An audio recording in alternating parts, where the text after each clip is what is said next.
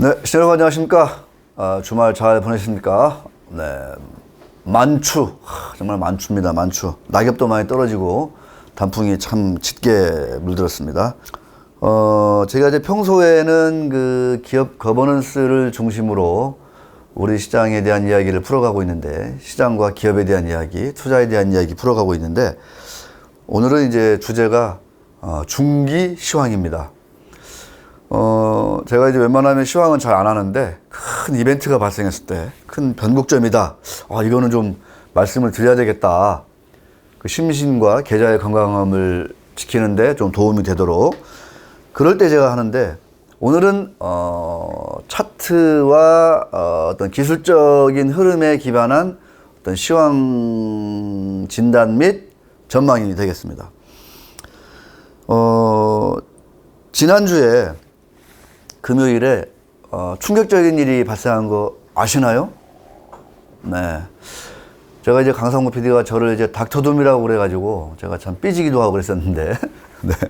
원래 좀 제가 우울한 사람은 아닌데, 제가 이제 이 권유경제 때도 그랬고, 유일한 경제 TV 때도 그렇고, 20주 이동평균선이 참 중요하더라. 중장기 흐름에 있어서, 또 단기적인 변곡점을 찾아내는 데 있어서, 우리 김병웅 전 트레이더와 함께, 지금도 트레이더시죠. 그 20주 이동평균선의 중요함에 대해서 제가 몇 번 말씀을 드린 적이 있어요. 그런데 지난주 금요일 10월의 마지막 거래일에 장대 음봉과 함께 코스피 지수가 20주 이동평균선을 아래를 꿰고 돌파했습니다. 그러니까 하향 돌파죠. 20주 이동평균선이 붕괴된 거예요. 5월 말 상승 돌파하면서 지지선 역할을 하던 20주 선이 벌써 무려 한 5개월 만에 깨진 겁니다. 네, 심각한 일이 발생했다고 저는 개인적으로 생각을 해서 오늘 말씀드리고자 합니다. 20주 이동평균선 무슨 의미인지는 다 아시죠? 그러니까 한 주의 종가를 더해서 20주의 그 종가를 평균한 20주 이동평균선 말씀드리는 거예요. 자, 그러니까 한 달이 4주 정도라고 하면 5개월간의 어떤 평균선이다. 이렇게 보면 크게 무리가 없을 것 같습니다. 자, 지금 그래서 월요일 날 딱 개장을 했는데 반등을 해요. 왜? 당연히 지난주에 많이 급락했었습니까? 그러니까 기술적 반등을 하는 거예요. 그런데 반등의 힘이 세요, 안 세요, 강 PD? 반등의 힘이 세지 않죠. 왜냐면 한번 충격을 받았기 때문이에요. 상처를 입은 거죠. 20주선 붕괴라는 상처를 지금 입은 거예요. 데미지를 입은 거죠. 자, 20주선 지금 어디에 있다? 2300선에 있습니다. 지금 코스피 지수가 2270, 80 여기잖아요. 자, 2300선의 저항. 5개월 동안에 강력한 지지선 역할을 했던 20주선이 이제는 저항선으로 자리를 잡을까 말까 하고 있는 거예요, 지금. 자, 조금 더 기술적으로 보겠습니다. 이 20주선은 아까 말씀드린 대로 5월 25일 주간에 상승 돌파를 했습니다. 코로나19의 충격에서 회복을 하면서 코스피 지수가 빠르게 올랐잖아요. 그러면서 20주선도 가파르게 이제 올랐을 텐데, 그것보다 훨씬 더 이제 코스피 지수가 20주선은 상당히 이제 후행하는 거잖아요. 5개월 평균이니까. 코스피 지수가 그날그날인 거고. 가파르게 올라가면서 5월 25일 날 상승 돌파를 했죠. 그 이후로 이제 그때가 지수가 한 2000선 부근, 그거를 이제 스타트선 삼아가지고 2400까지 쭉 내달린 거죠. 그러다가 지지부진하더니 장대 음봉 주봉으로 3개를 딱 맞았어요. 딱딱딱 맞더니 10월에 3개 맞았죠. 하나는 양봉이 있었는데 음봉 3개 맞으면서 마침내 20주선이 무너졌다, 이렇게 보면 될 것 같고, 자, 그 전에는 20주선이 언제 무너졌었냐? 쉽게 짐작할 수 있죠. 2월 24일이 있는 주간이었어요. 코스피 지수가 2100이 깨지면서 그냥 20주선이 무너졌죠. 그래서 언제까지 갔죠? 우리가 1400까지 갔잖아요. 1400 초반까지. 20주선 중요합니다. 붕괴되자마자 2100에서 붕괴됐으니까, 그러고 나서 1430까지 빠졌으니까 얼마나 많이 빠진 거예요, 단기간에. 자, 이런 상황입니다.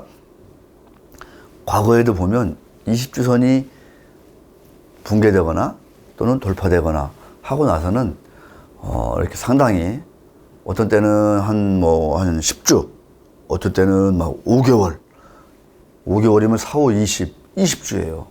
이렇게 긴 흐름이 나타납니다. 조정 또는 상승의 흐름이 나타나는 거죠. 자, 이제 앞으로 어떻게 될 거냐, 이게 궁금하실 거잖아요. 잠깐 짧게 말씀드려 보겠습니다. 오늘 이제 반등의 힘이 약하잖아요. 앞으로 어떻게 될 것이냐. 지금의 어떤 상승 추세가 계속 유지되려면 어떤 게 필요하다? 1, 2주 안에 20주선을 강하게 돌파해 버려야 돼요. 그래서 다시 20주선을 저 아래에 둬야 됩니다. 그러지 않고, 이게 이제 1번이죠. 우리가 모두 바라는 거. 에이, 뭐야. 잠깐 그냥 숨고르기야. 그냥 다시 또 돌파하는 거. 강하게. 자, 그런데 어떤 흐름이 예상되냐. 그냥 반등을 하는데 약해. 반등이. 이번 주 또는 다음 주까지 반등 시도가 있어. 근데 약해. 그러면 그때 외부 충격이 또 하나 옵니다. 2차 충격이 오는 거죠. 그 20주선이 다시 깨지는 거예요. 2차 충격. 이러면 상당히 불가항력적이다. 되돌릴 수 없는 조정으로 우리가 가는 것을 좀 인정해야 된다. 라고 지난 20주선은, 과거의 20주선은 말하고 있습니다. 그때의 조정은 10주 정도까지도 쭉 이어질 수 있다는 거죠.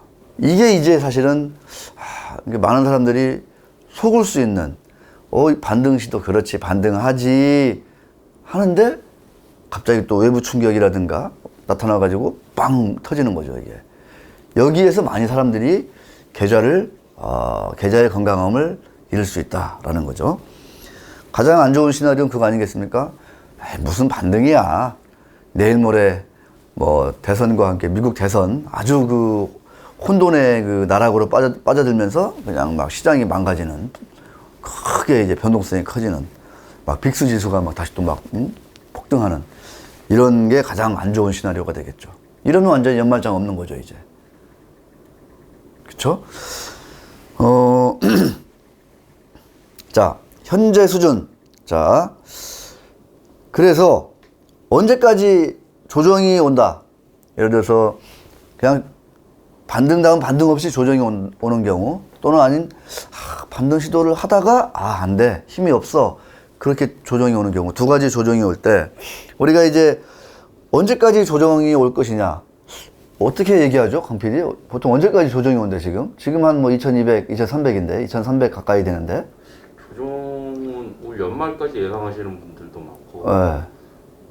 이게 좀 경제회복 그 턴에 따라서 달라질 거라는 얘기도 많이 있던데, 내년이 좀 황금장이라는 얘기 많이 하시더라고요. 그런 얘기도 많이 하죠. 네. 네. 그러면 이제 기술적으로는 그래요. 내년 장이 좋으려면 올해 장은 좀 쉬어야 된다. 연말은 4분기는 쉬어야 된다. 왜냐하면 쉬고 나야 또 이제 좋은 랠리가 있는 거거든요. 보면 쉬지 않고 그냥 계속 가면 지치잖아요. 그죠? 자, 그랬을 때 또 기술적으로 지금 저점 1400에서 아까 말씀드렸잖아요. 2400까지 1000포인트까지 올랐어요.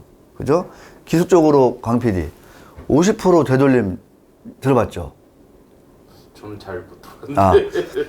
그 상승폭의 50% 되돌림. 이게 또 이제 이렇게 되돌림이라 이런 얘기. 50% 되돌림. 이런 거 한번 검색해보면 많이 나와요. 이게 이제 피보나치다, 무슨 파동이다 해가지고 이런 얘기 많이 나오는데, 자, 오름폭의 절반을 되돌리는 조정. 이때의 지지선은 어디냐? 무서운 얘기예요, 강 PD. 자, 1000포인트 올라가는 거에 절반 조정, 500포인트 조정이에요. 2400에서 500포인트 조정이 어디죠? 1900. 자, 20주선은 뭐를 얘기하고 있냐? 조정이 온다면, 그러니까, 해가지고, 그냥 다시 이렇게 쭉 랠리로 가지 않고, 살짝, 하다가 툭 다시 한번 밀린다. 했을 경우에 조정이 온다면, 50% 되돌림, 절반의 되돌림은 우리가 열어둬야 된다. 그때 코스피 지수는 어디다? 1900이다. 무서운 얘기 하고 있는 겁니다. 20주선이. 각각의 시나리오에 따라서. 자, 절반의 되돌림도 이래서 안 돼. 그러면 70% 되돌림.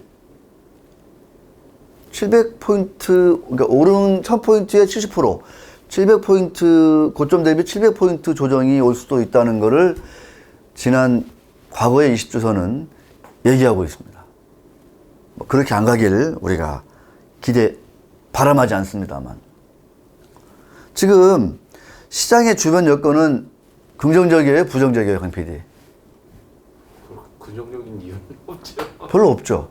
어느 순간에 긍정적인 그 재료나 펀더멘탈이 별로 없어요. 지난주, 그러니까 어떤 일이 있었냐면, 애플, 아마존, 이게 두 개, 이제 빅테크 두 개잖아요. 여기가 기대보다 나은 실적이 나왔어요. 근데 주가가 밀렸거든요. 이런 경우가 흔치 않아요. 미국은 뭐 알고리즘 트레이딩이든 뭐든 간에 항상 실적 베이스로 움직입니다. 컨센서스 1. 근데 실적이 1.1이 나와. 그러면 그냥 주가가 가는 거예요. 조금이라도 더 높게 나오면. 이게 서프라이즈라는 거죠.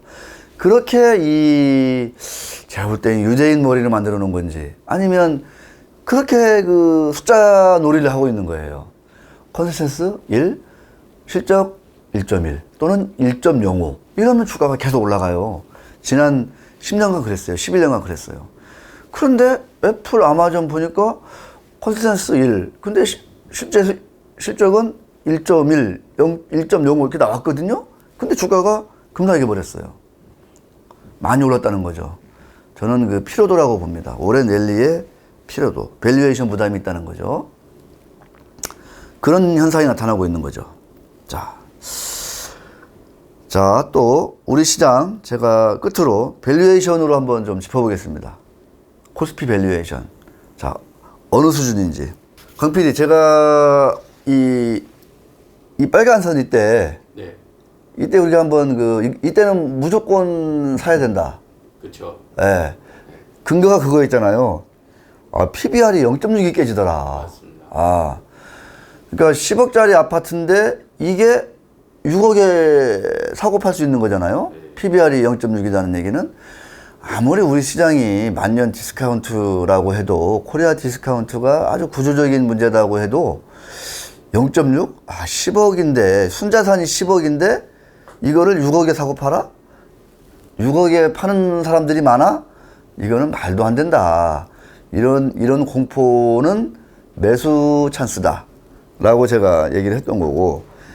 그런데 이게 제가 이제 이때부터 제가 조금 이제 아리까리 하다는 거죠. 이게 사투리인가요? 아리까리? 네. 설마 일본말은 아니겠지, 아리까리가? 잘 모르겠어요. 일본말인가, 이게? 한번 검색해 봐야 되겠네요. 자, 알쏭달쏭. 우리 좋은 말이 있잖아요. 이때는 밸류에이션이 아니라 코스피 PBR이 쭉 가니까 1인 거예요, 1. 제가 보니까 2를 넘어섰어요. 이때는 10억 아파트인데 10억에 사고 팔아. 이건 부동산 시장에서는 매우 정상적이잖아. 근데 우리 시장에서는 극히 비정상적인 일이에요. 왜?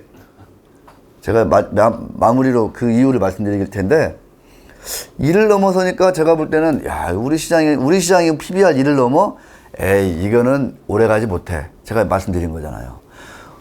PBR 1 넘는 우리 상황에서는 매수 조심해라 이런 얘기예요, 제가. 자, 지금 현재 얼마다?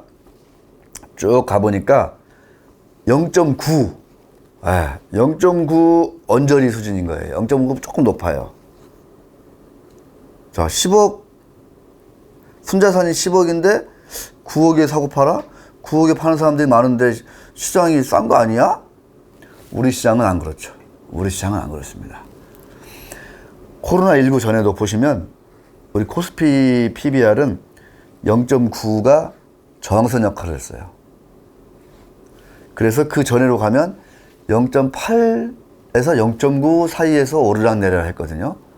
우리 시장은 그렇게 구조적인 디스카운트를 보이고 있었습니다. 구조적인 디스카운트가 고착화되고 있었던 거죠. 코로나19 이전에도 이미. 그러다가 쇼크가 와가지고 0.6까지 그냥 확 주저앉은 거죠. 이건 너무 과하다 했던 거고. 그런데 오 하다가 막 뭐 치료제다 뭐다 했었고 뭐 언택트다 하면서 이런 것들이 막 글로벌하게 쭉 올라가면서 코스피 PBR이 순자산 배율이 2를 회복한 거예요. 이건 과하다 한 거죠, 제가. 자, 우리 많은 분들이 유 반장이 왜 자꾸만 그 지수가 2000 넘어가고 2200, 2400 가니까 상당히 우리 시장에는 장기 투자하면 안 된다. 그냥 차트 매매만 해라. 단타 매매만 해라. 이런 얘기를 제가 수없이 했습니다. 그러면서 근거를 든 게 제가 뭐냐면 기업 지배구조를 말씀드린 거죠. 커퍼레이트 거버넌스. 우리의 거버넌스는 우리 상장사들의 의사결정 구조는 공정하지 않다. 공사 구분이 안 돼 있다. 의사결정이 누구를 위해서? 사를 위해서, 지배주주를 위해서 많이 이루어지고 있다. 공사 구분이 안 돼 있다는 거죠. 그 결과 어떻게 되죠? 똑같은, 예를 들어서 삼성전자 주식이에요. 한 주. 그러면 이 한 주는 지배주주가 가지고 있는 한 주든 우리 강상구 PD가 들고 있는 한 주든 똑같은 한 주잖아요. 그렇잖아요. 이 한 주를 똑같이 거래돼야 하잖아요. 그런데 과연 그러냐 이거죠. 냉정히 생각해 보세요. 지배주주가 들고 있는 삼성전자 한 주는 프리미엄을 주고 팔 수 있죠. 그죠? 장외에서. 그렇죠. 근데 그 프리미엄이 엄청나게 비싸죠, 우리나라는. 그런 사례를 제가 숱하게 얘기했습니다. 막 프리미엄이 40%, 50%가 붙어요. 그런데 강상구 PD가 들고 있는 삼성전자 한 주는 프리미엄이 붙어요, 안 붙어요? 안 붙죠. 그러면 프리미엄을 한쪽만 붙는 거예요. 그럼 강상구 PD가 가지고 있는 삼성전자 한 주는 프리미엄이 아니라 디스카운트가 생기는 거예요. 디스카운트. 다시 말해서 일반 주주들이 들고 보유하면서 사고 파는 주식, 장내에서 거래소에서 사고 파는 주식은 그냥 일반 주주들끼리 사고 파는 주식이에요. 이거는 철저하게 디스카운트 돼 있다. 왜? 말씀드렸잖아요. 지배구조가 보호하지 않으니까. 이사들이 우리 강상구 PD의 삼성전자 한 주는 그 가치를 보호하지 않아요. 그래서 삼성전자의 가치가 반영된 가격에 사고 팔 수 있는 게 아니라 그냥 디스카운트된 가격으로 매매가 되는 거예요. 장내 거래소에서. 그 공정하고 투명하다는 거래소에서. 반면에 지배주주가 들고 있는 삼성전자 한 주는 시간 외에서 경영권 프리미엄이 있다고 해서 할증돼서 팔 수가 있는 거죠. 이런 거 한두 개가 아닙니다, 여러분. 정말로. 이거를 우리가 깨우쳐야 된다. 내가 들고 있는 주식과 우리 일반 주주인 내가 들고 있는 주식과 지배주주가 들고 있는 한 주는 가격이 다르다. 그 주식이 담고 있는 기업의 가치는 같을 텐데 사고 팔 수 있는 가격은 천양지차다. 그런데 코스피 지수는 강상구 PD와 제가 들고 있는 삼성전자를 사고 파는 가격을 모아서 거래소가 만드는 지수다. 디스카운트 될 수밖에 없다. 디스카운트를 구조적으로 안고 있다는 거죠. 이 사회에서 강상구 PD와 내가 들고 있는 삼성전자의 한 주도 그대로 기업의 가치를 100% 반영하는 가격으로 보호할 수 있도록 이 사회의 의사결정 구조가 바뀔 때 코스피 PBR도 어떻게 된다? 이렇게 1만 가면 무서워서 덜덜 떠는 게 아니라 여기 1.5, 2까지 갈 수 있는 거죠.